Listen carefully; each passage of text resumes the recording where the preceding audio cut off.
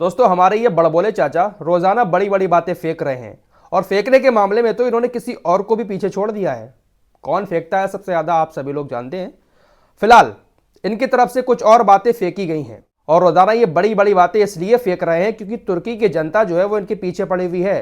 रजब Tayyip Erdogan action नहीं ले रहे हैं और तुर्की की जनता उधर इनकी जान के पीछे पड़ गई है। अब भैया कुर्सी भी तो बचानी है, तो कुर्सी बचाने के लिए बड़ी बड़ी फेंकना जरूरी है। अब देखिए, तुर्की ने वैसे एक बड़ी बात कही है, लेकिन अपनी बात पर टिका रहे तब है। तुर्की के राष्ट्रपति रजब तैयब एर्दोगान ने ऐलान किया है कि भाई इजराइल और हमास के बीच शांति कायम करवाने के लिए, सीजफायर करवाने के लिए तुर्की गारंटर देश बनने को तैयार है। आसान भाषा में समझाता हूं। तुर्की के राष्ट्रपति रजब तैयब एर्दोगान ने कहा है कि सीजफायर के लिए हम आगे बढ़कर पूरी कोशिश करेंगे। साथ ही साथ हम हमास से इस बात की गारंटी लेंगे कि सीजफायर होने के बाद इजराइल हमास के ऊपर हमला नहीं करेगा। वहीं दूसरी तरफ इजराइल से भी हम इस बात की गारंटी लेंगे कि हमास इजराइल के ऊपर सीजफायर होने के बाद हमला नहीं करेगा। तुर्की गारंटर देश बनने के लिए तैयार है। अब देखने वाली बात होगी कि तुर्की सामने आकर सीजफायर के लिए कोशिश करवाएगा, और अगर सीजफायर होता भी है तो क्या इजराइल इनकी गारंटी पर भरोसा करेगा? क्योंकि इजराइल के खिलाफ इन्होंने बातें तो बहुत बड़ी बड़ी कही हैं, लेकिन बातों से काम थोड़ी ना चलेगा। रजब तैयब एर्दोगान ने इस्तांबुल में हुए एक सम्मेलन के दौरान कहा कि गाजा के कसाई नेतन्याहू ने कैमरे के सामने कबूल किया है कि उसके विस्तारवादी लक्ष्य सिर्फ रामल्ला और गाजा तक ही सीमित नहीं है। इसलिए आज गाजा और फिलिस्तीन की रक्षा का मतलब एक ही समय में यरूशलेम, मक्का, मदीना, दमिश्क, इस्तांबुल और अन्य इस्लामी शहरों की रक्षा करना है। समझ में आई आपको ये बात? आइए मैं आपको आसान भाषा में समझा देता हूं। तुर्की के राष्ट्रपति रजब तैयब एर्दोगान अपने भाषणों के जरिए लोगों को यह बताने की कोशिश कर रहे हैं कि हम तो देखिए खुलकर गाजा का समर्थन कर रहे हैं, गाजा को बचाने की कोशिश कर रहे हैं।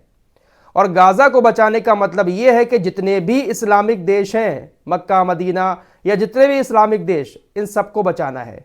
क्योंकि इसकी नजर सिर्फ गाजा पर नहीं है, नेतन्याहू की सभी इस्लामिक देशों पर है। और यह बात बिल्कुल सही है। इन यहूदियों ने जॉर्डन और मिस्र जैसे देशों की ताकत तो बिल्कुल खत्म ही कर दी है, इसीलिए तो ये लोग कुछ एक्शन नहीं ले रहे हैं। और रहा फिलिस्तीन, इसको भी ये तबाह करने पर लगा हुआ है और इसके बाद ये रुकेगा नहीं, आगे बढ़ेगा। नंबर इन सबका आने वाला है। जो लोग आज खामोशी के साथ ये सब देख रहे हैं, नंबर सबका आने वाला है। लेकिन रजब तैयब एर्दोगान, आप क्या कर रहे हो? बातें तो बड़ी बड़ी है, लेकिन आप क्या कर रहे हो भाई? तेल ही बंद कर दो 40% जो तुर्की के अंदर से होकर आ रहा है। भाषण तो काफी लंबा था, लेकिन मुख्य मुख्य बातें बताता हूं जो फिलिस्तीन को लेकर कही है।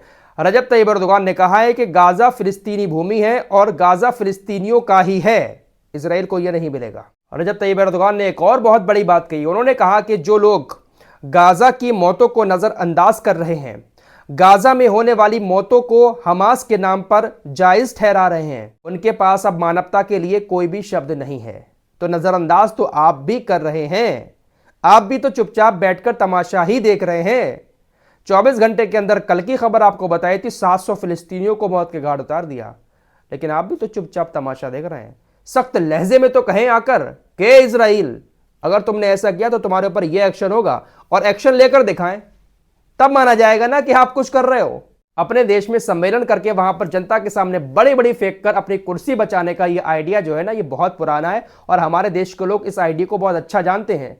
कौन कैसा फेंकता है हमारे देश के लोगों को अच्छे से पता है। दोस्तों, आप अंदाजा लगा सकते हैं कि हम यहां बैठकर रजब तैयब एर्दोगान के भाषण पहले कभी सुनते थे तो लगता था यार दम है, लेकिन भाई ये तो बहुत बड़े फेंकू हैं। अब सारी हकीकत हमारे सामने आ रही है। लेकिन ये जो ऐलान किया है गारंटर बनने का, देखते हैं कि भाई तुर्की कुछ करवा पाता है, बचा पाता है गाजा को या नहीं। फिलहाल एक खबर आपको और बता दूं, इजराइल का प्रधानमंत्री नेतन्याहू अब खुले तौर पर कह चुका है कि अगर हिजबुल्लाह हमारे ऊपर हमला करेगा तो हम लेबनान को दूसरा गाजा बना देंगे। लेबनान के अंदर हम ऐसी तबाही मचाएंगे रिहायशी इलाकों में जैसे गाजा में मचा रहे हैं। वहीं दोस्तों, इजराइल की इस जालिम सेना ने एक बेकरी को भी तहस नहस कर दिया। गाजा के अंदर इकलौती एक बेकरी बची थी जहां पर ब्रेड बनाए जा रहे थे। 30 लोग वहां पर दिन रात काम करके रोटी और ब्रेड बना रहे थे, लेकिन रात के अंधेरे में कल उस बेकरी को भी पूरी तरह से इजराइल की सेना ने खत्म कर दिया। साथ ही साथ जो लोग वहां पर काम करते थे उनकी भी मौत हो गई। वहीं कतर के किंग तमीम बिन अहमद ने ऐलान कर दिया है कि गाजा के अंदर जो 3000 बच्चे अनाथ हुए हैं उनकी पूरी जिम्मेदारी हम उठाएंगे। साथ ही साथ कतर के किंग ने यह भी कहा कि हम अपनी जेब से गाजा के 1500 लोगों का पूरा इलाज भी करवाएंगे। वहीं दोस्तों, लास्ट वीडियो में यमन के हूतियों के हमले के बारे में जो आपको बताया था कि समंदर में उन्होंने कई सारे जहाज़ों पर हमला किया। अब इसको लेकर अमेरिका की तरफ से थोड़ी सी चिंता जाहिर की गई है। अमेरिका ने कहा है कि इन हूतियों के पास काफ़ी अच्छी टेक्निक है, इनके पास रिमोट से चलने वाली बोट्स हैं, बिना किसी पायलट के समुद्र में जाकर कहीं पर भी किसी के ऊपर भी हमला कर सकती हैं। अमेरिका ने चिंता जाहिर करते हुए ये बात कही है कि यमन के हूतियों के पास टेक्निक अच्छी है, उनके पास काफ़ी कुछ दम है। ये चिंता जाहिर की है क्योंकि इन हमलों के बाद अंसारुल्लाह की तरफ से बयान आया है कि बोट पर हमारे आदमी मौजूद नहीं थे। जो हमले हुए हैं जहाज़ पर, उन जहाज़ों पर हमारे आदमी मौजूद नहीं थे। इसी का शक अमेरिका को हो रहा है कि जब आदमी भी मौजूद नहीं थे, हूतियों ने जिम्मेदारी भी खुद ली है कि हमने हमला किया है, तो ये रिमोट से चलने वाली बोट हूतियों के पास है। तो हूती जो है काफ़ी एक्टिव है इस वक्त और लगातार कह रहे हैं कि हम हमले करते रहेंगे।